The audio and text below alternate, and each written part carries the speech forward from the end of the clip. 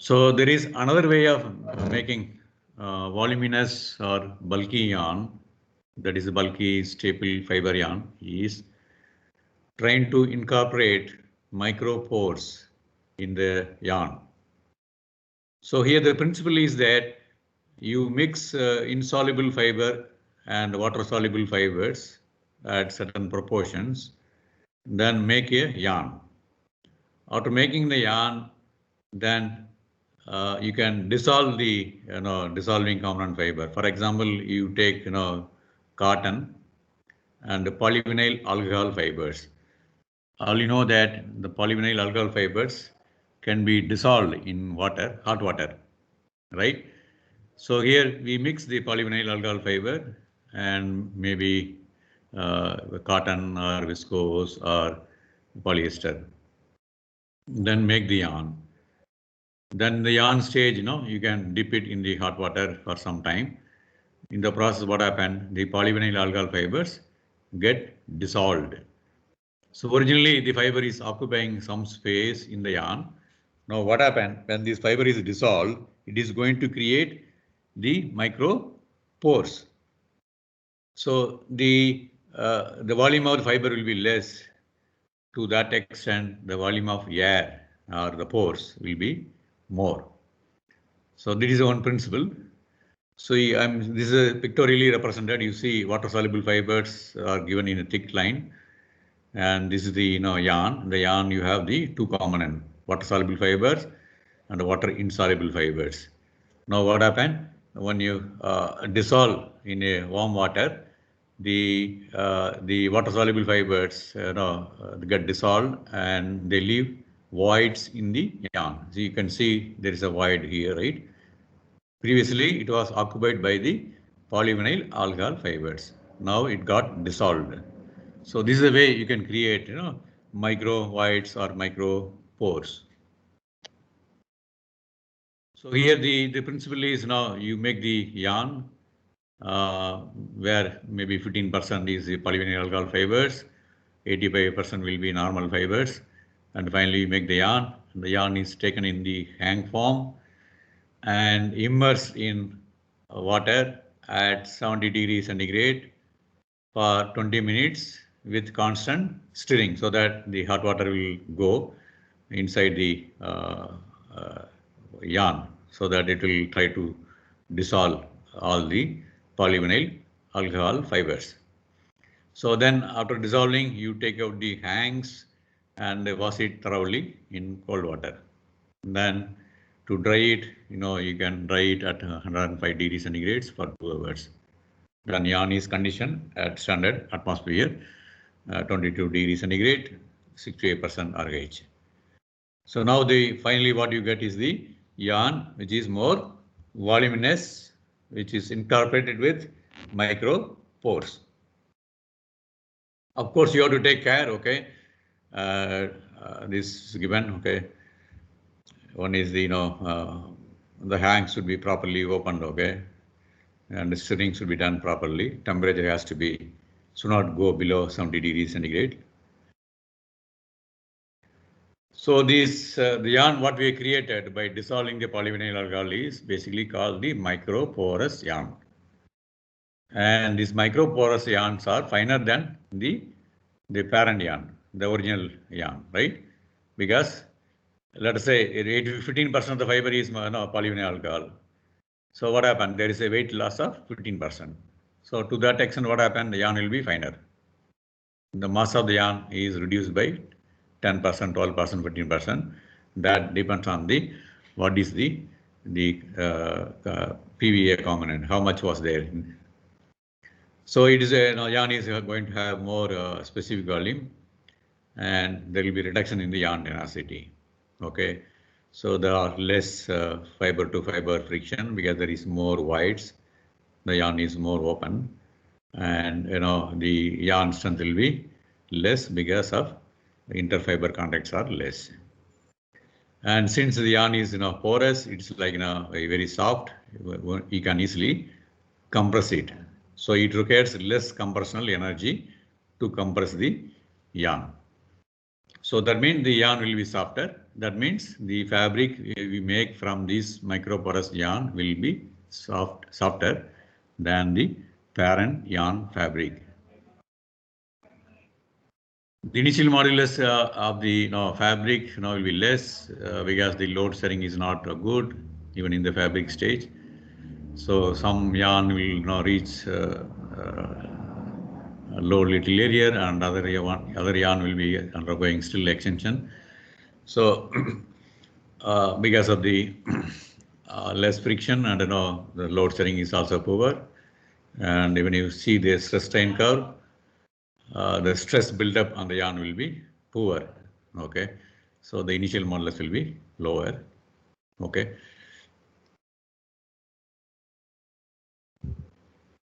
And another important property is the fabric abrasion resistance.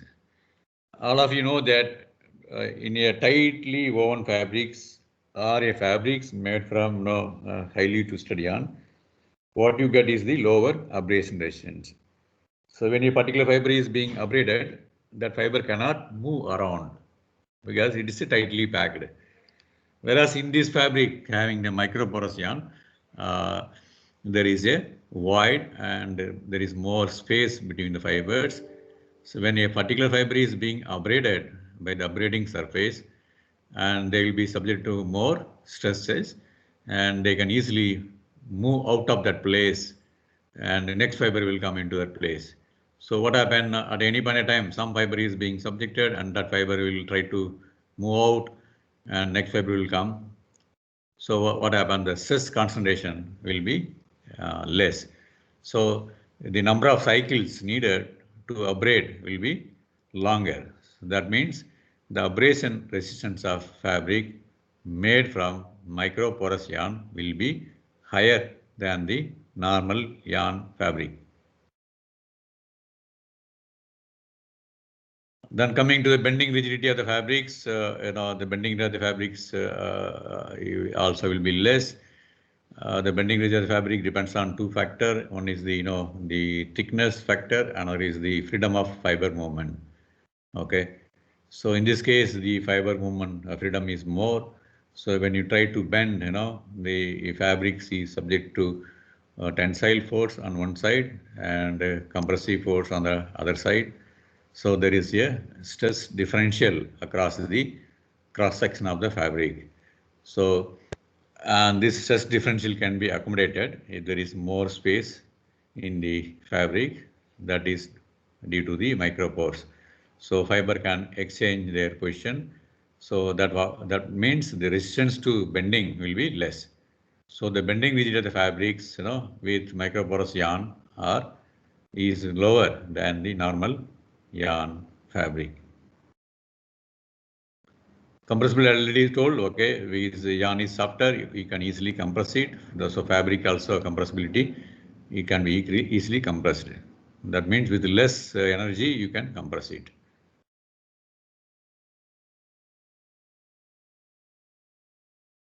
So the compressible resiliency, so compressible thing you have seen, right? And now coming to thermal insulation and conductivity. Because you are having more pores and there is more volume of air is there, and air is the best insulating medium than the fibers. Now the amount of air in the fabric is more because the polyvinyl alcohol fiber has disappeared. So the fabric has more volume of air compared to the normal fabric.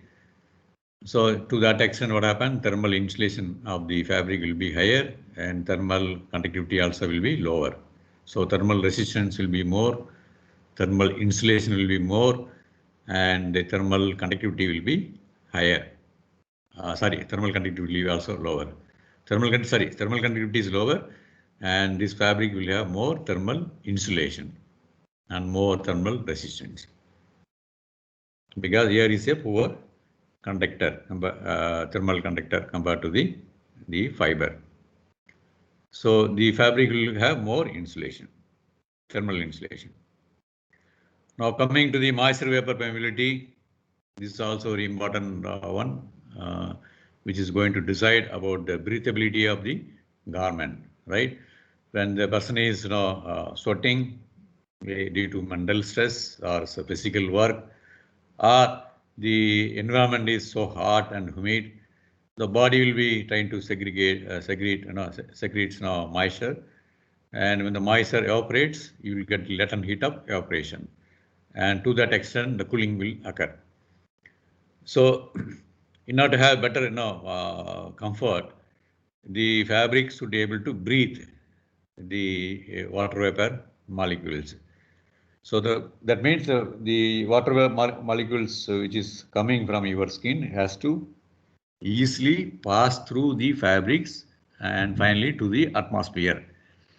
If there is any problem, when the fabric is giving more resistance for the water vapor to pass through, then the wearer will have discomfort, right?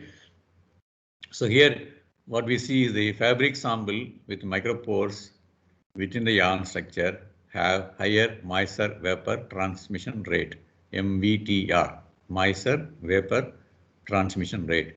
So they can easily send the moisture at higher rate. Normally we say moisture vapor transmission unit is so many gram or liters of moisture per 1 hour per 24 hours. Usually we do it for 24 hours. That is the breathability of the fabrics. 50 milliliter per hour, or you can say 5 liter, 2 liter per 24 hours per square meter of the fabric. Now what happened? There is a more space between the fibers. That means there is more pores. The molecules basically have water molecules have natural frequency of vibrations, and that frequency of vibration depends on the localized temperature. Okay, it is like imagine like a elastic ball which is hitting. You are just pushing it on the floor. It hits and it jumps. It oscillates. Okay, and more is the local temperature, and more is the intense at which the molecules will be vibrating. So the molecules are vibrating, and within the space provided by the pores. So if you have pore size are bigger, you have more porosity and more pore size, the molecules can easily escape through the pores, because we have more porosity in the microporous yarn fabric. So which facilitate the escaping of the moisture from the human body to the atmosphere through the fabric.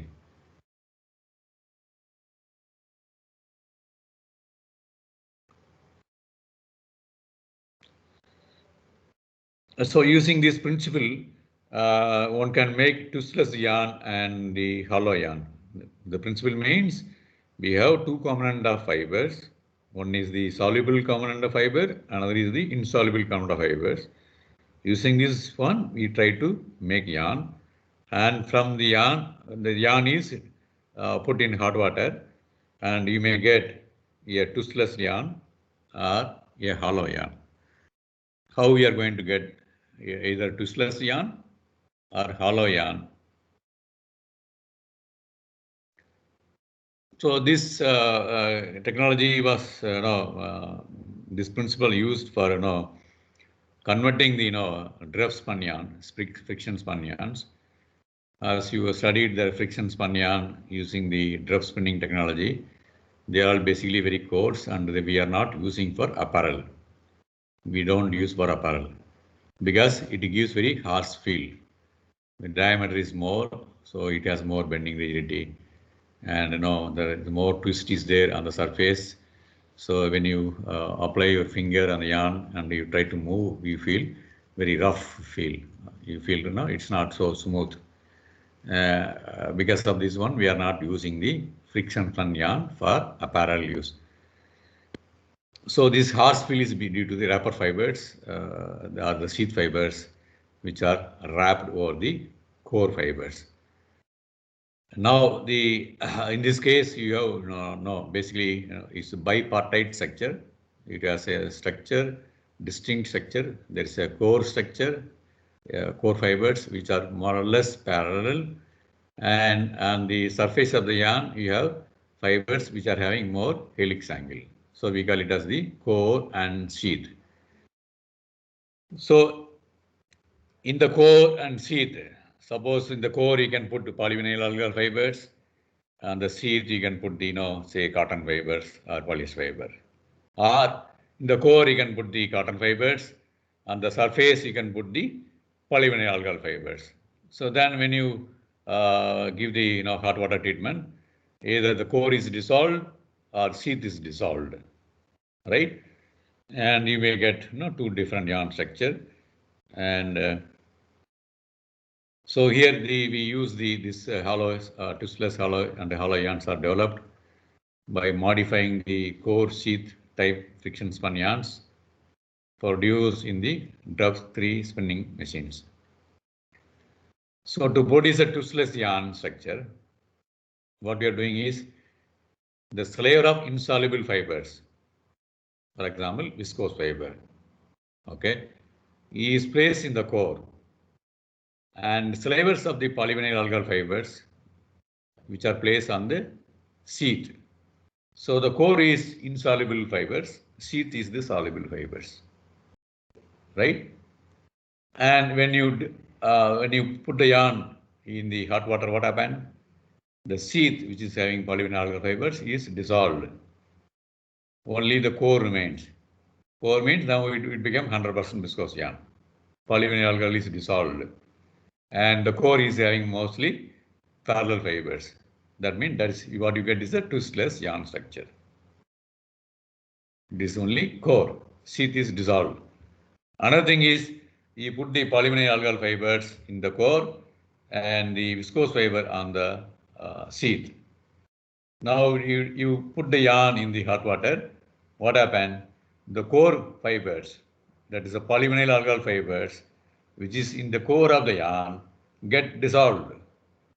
What you get is a hollow yarn. A yarn is there at the center. There is a hole.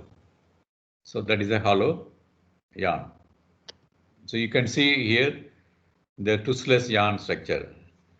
This is the initial yarn is there, and in the core you have the staple viscose fiber.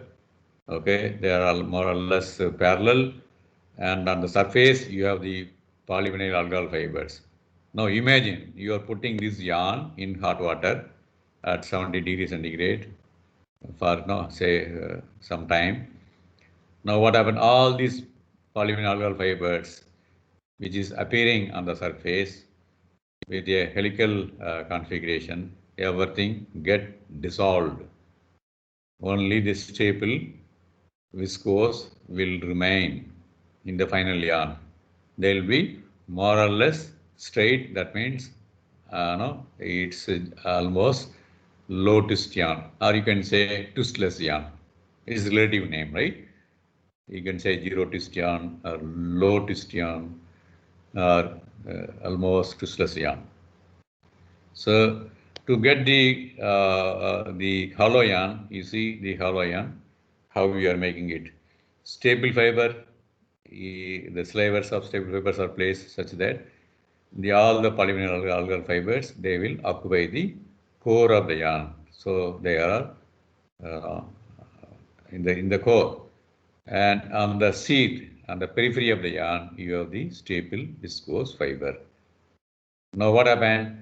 When you dissolve this yarn in hot water, the central part of the yarn, which is having polyvinyl algal fibers, get dissolved, and finally the yarn will looks like a hollow yarn.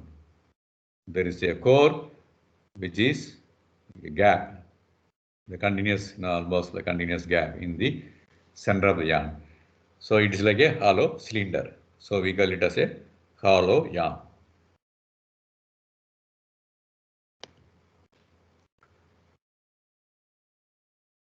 So these already I have described, okay. Now coming to the yarn properties, this is the typical stress strain weight of parent yarn. Parent yarn means both the polyvinyl alcohol and the viscose components are there. Polyvinyl alcohol is not dissolved.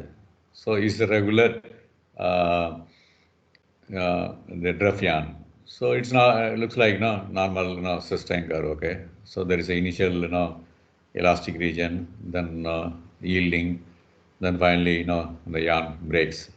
It's like a typical yarn, any yarn. Okay, and when you take the when you test the other yarn, the twistless yarn. Twistless yarn means you have only the core viscose fibers are there.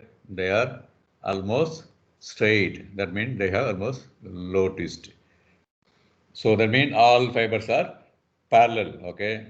So what happened? They saw very high modulus.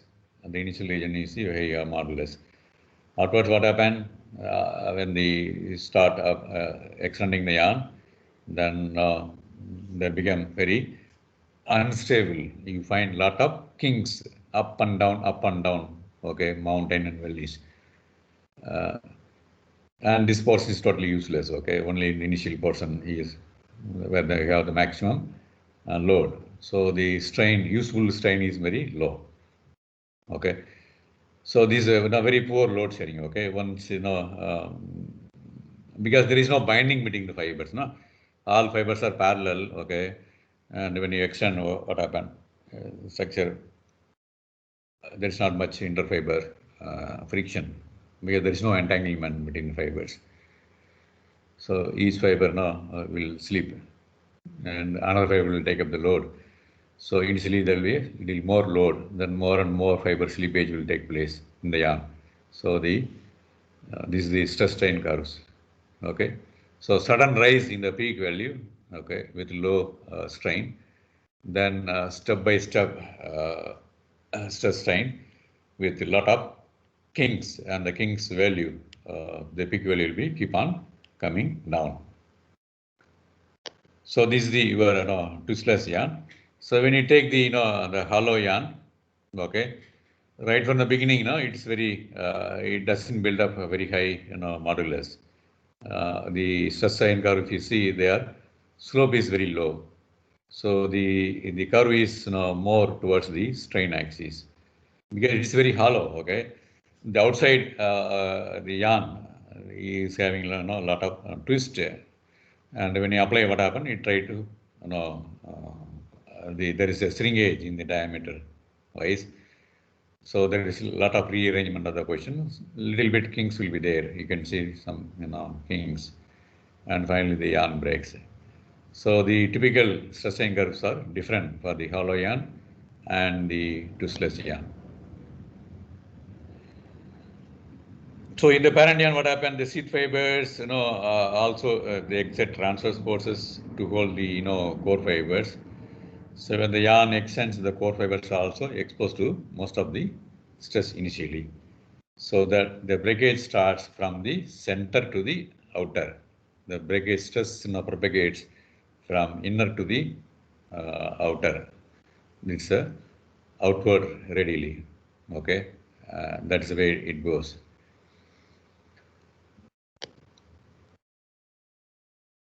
You see for the twistless yarn, you find the initial very steep rise, then sudden fall in the stress value, followed by stick slip movement of the curve. That you see n number of kinks.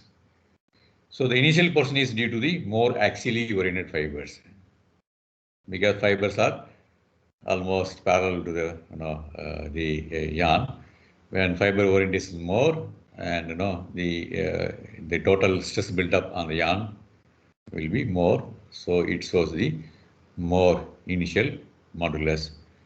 Then you have the stick slip region. Okay, that is the indicates the low twist.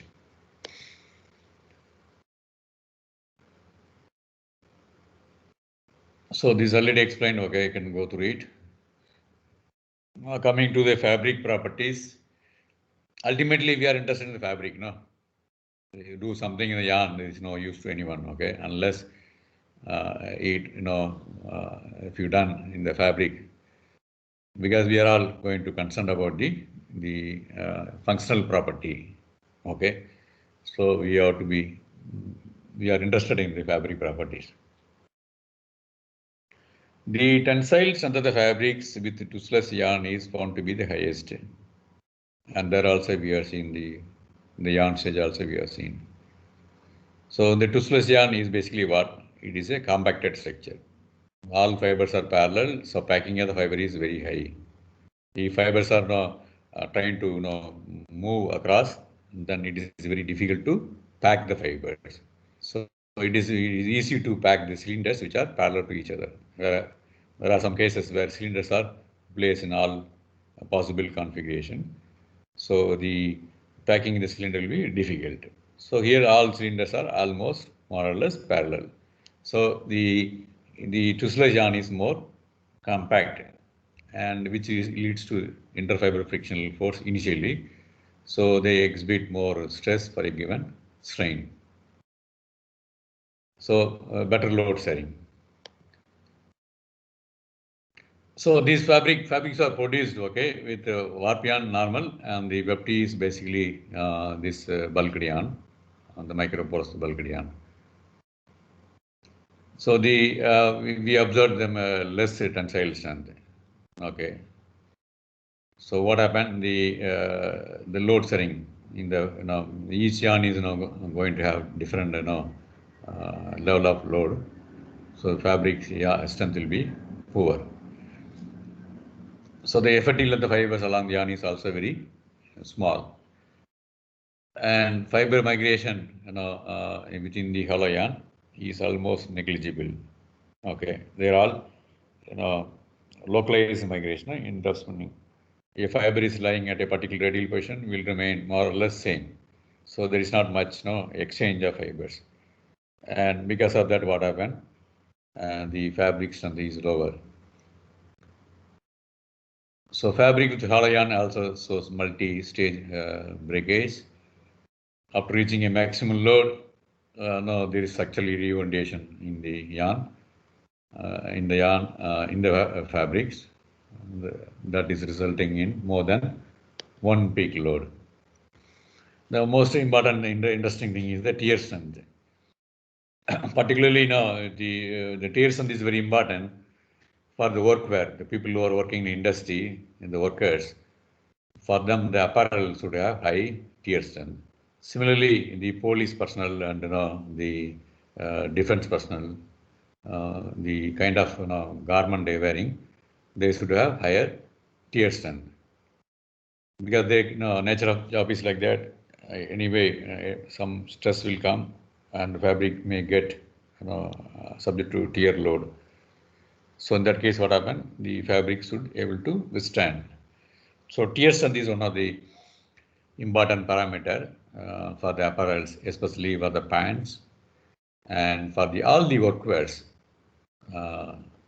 Whether you're working in the foundry or heavy duty work, soldiers, police personnel, for all these applications, the tear strength is one of the most important. So here you see the tear strength of the toothless yarn is higher than the fabric from Baranti yarn. The yarn strength, fabric strength may be lower, but the tear strength of the fabric made from twistless yarn is higher. Sorry.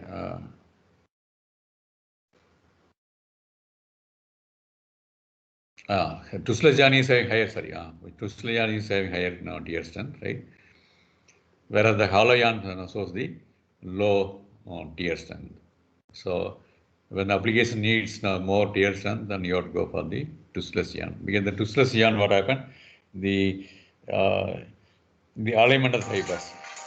There are more alignment of fibers. There is more alignment of fibers. So the able to share the load, right? In the case of the hollow yarn, the structure get collapsed.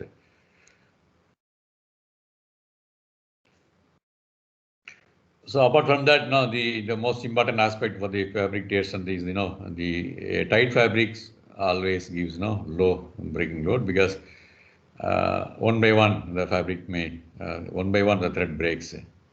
In the loose one, okay, they can one after one the fabric breaks. That is, one thread breaks, the next thread breaks, like that, so that the tear is delayed. Coming to the bending rigidity or flexural rigidity of the fabrics made with toothless yarn is having higher flexural rigidity than the hollow yarn. Okay. The result seems to be odd as the hollow yarn is expected to show higher flexural rigidity because the hollow yarn is having more diameter. The toothless yarn is having less diameter. When you apply simply the theory of flexural rigidity, okay, so the flexural rigidity is proportional to elastic modulus and area moment of inertia. Area moment of inertia is pi d power 4 by 64. D is the diameter. D is the diameter. Diameter power 4. Okay. So pi d power 4 by 64. So what happened? The hollow yarn is having more diameter than the toothless yarn. Toothless yarn is having lesser diameter. So we expect the hollow yarn having more bending rigidity than the toothless yarn, just by going through the concept of area moment of inertia, I, which is pi d power 4 by 64, right? But what is happening is the modulus of the yarn also plays a role, right? So the flexibility of the toothless yarn is higher. Toothless yarn fabric is higher in spite of lower diameter. So here comes the the fiber orientation. The toothless yarn, all fibers are almost parallel, okay, and so they contribute more load because they may give higher the elastic modulus. Whereas in the case of hollow yarn, what happened? When you make a fabrics, it is not a very steel rod. It's not a hollow steel wires, right? It is a very soft material, okay, which can be easily compressed.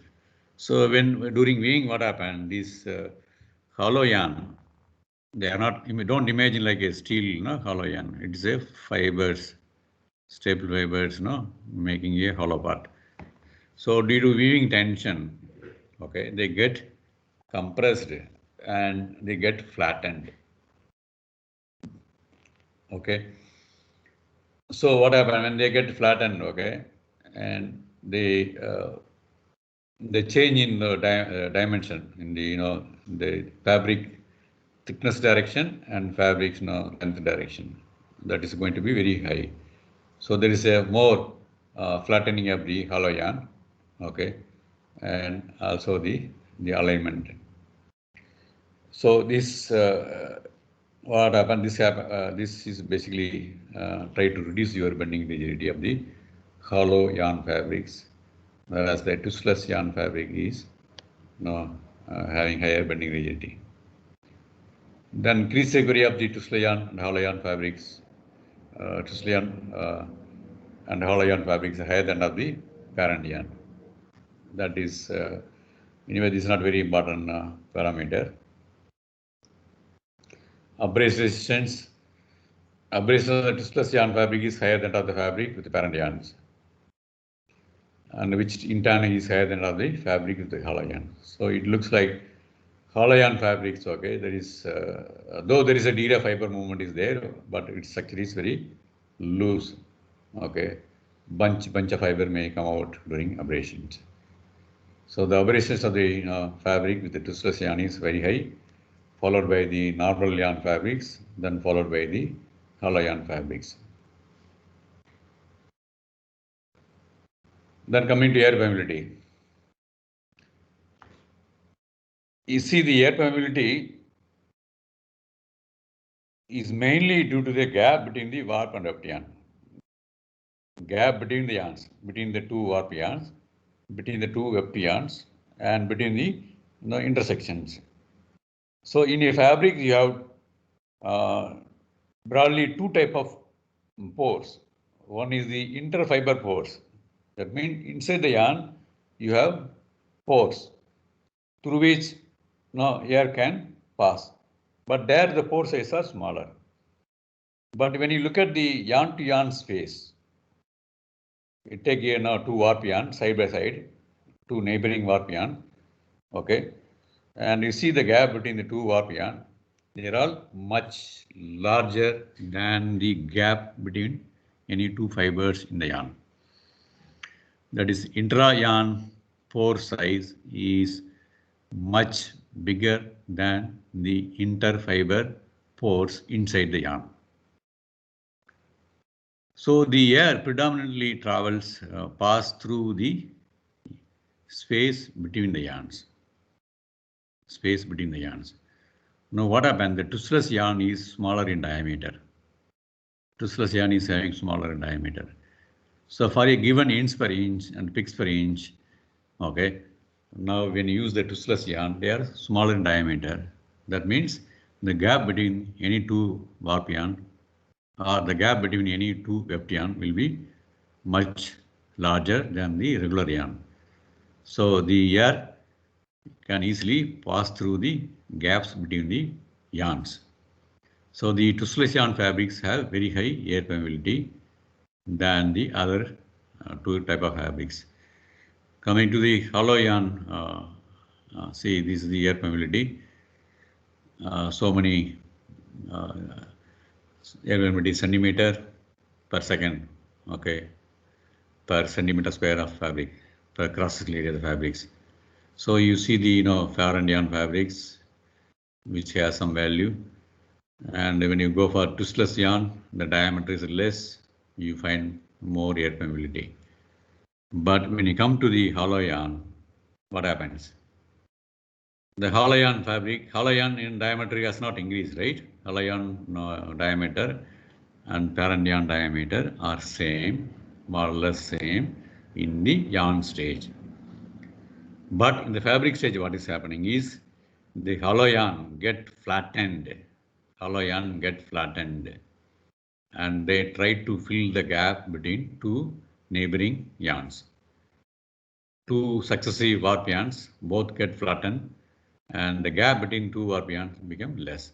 Similarly, when you go to the weft yarn, two successive hollow yarns, they get flattened and they occupy more space.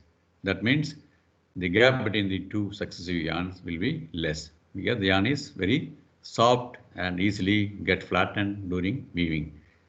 So what happened? The inter-yarn pore size in the hollow yarn fabric is much lower than the parent yarn fabrics and much lower than the twistless yarn fabric because of the degree of flattening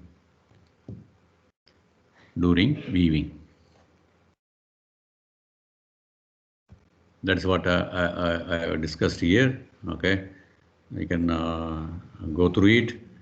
We already explained. The same thing is given in a write-up form. We can read, right? Now coming to the the thermal insulation properties, thermal resistance fabric. Okay, you have the parent yarn fabrics. It has some thermal resistance, and you have the twistless yarn fabrics, then hollow yarn fabrics. So you see what is happening is hollow yarn fabric is having better thermal insulation because air is held within the cylinder of the yarn. There is a at the center of the yarn you have created the hole, and which is not which is going to trap the air, and the air cannot easily move because it's inside the cylinder. The air is moving means there will be a convective heat loss. Okay, so it is able to trap the air means the still air provided in the fabric having hollow yarn is more than the still air provided by the twistless yarn in the fabric. I mean, lunch ke baad. Lunch ke baad.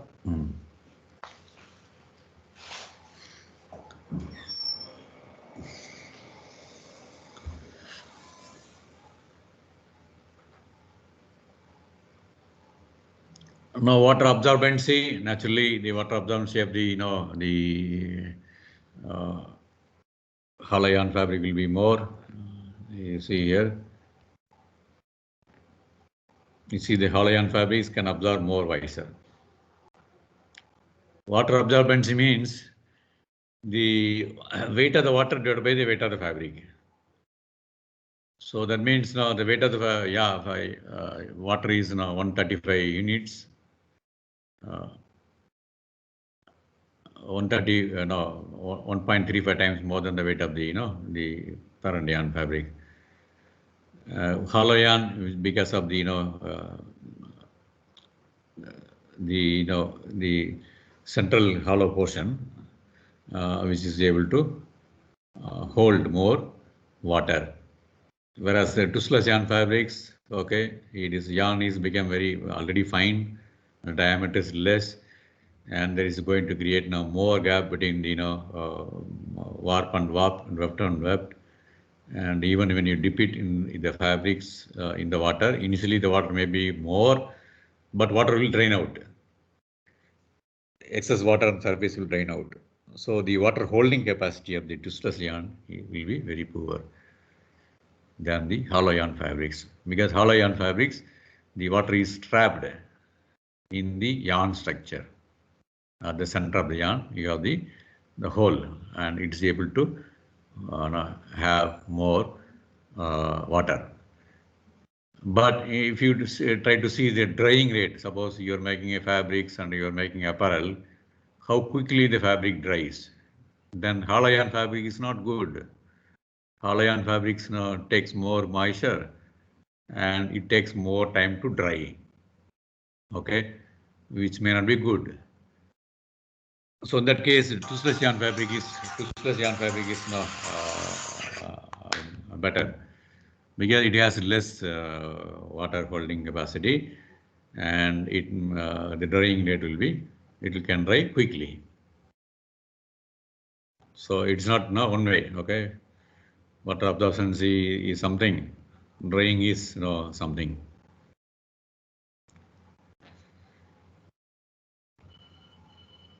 So these the discussion I already told, okay, the very high value of water absorbency for the hollow yarn is basically to the bulky structure, and the water replaces the air in the hollow fibrous assembly, so it is holding more water, but it's not good for drying.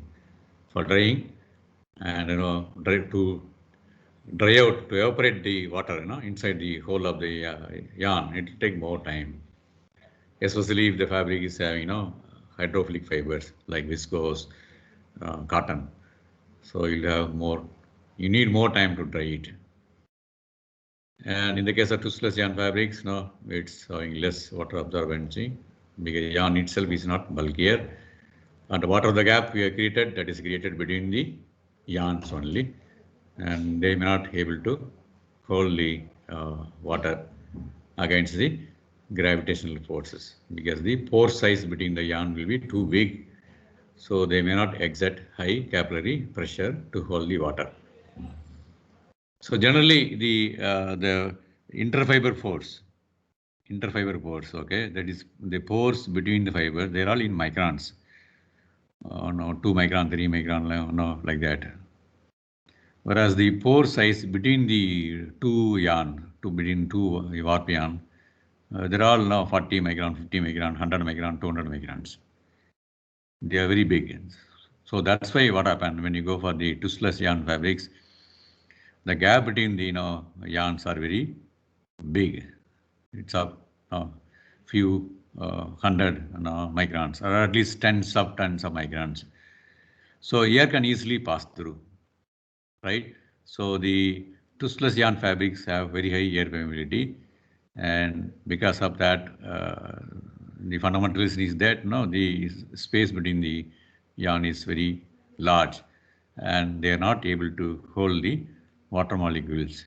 That means they have very big inter-yarn pore size, and the capillary force is inversely proportional to the diameter of the pore. So when you have a very big diameter of the pore, the capillary pressure will be less. Capillary pressure will be less. So they will not be able to hold the water. The moment you take out the fabric from water, and all those loose water will drain out, right? So with this I wind up. I will go to the, maybe in the next chapter. If you have any doubt, I request all of you to go through the, because I can't, go slide by slide, okay? I think it's a very simple one. This course is not very difficult. One has to visualize, and you'll be able to understand. So spend some time and, read the materials. And if you have any doubt, you can write to me by email. And I don't know how many of you are really following it or not. Right?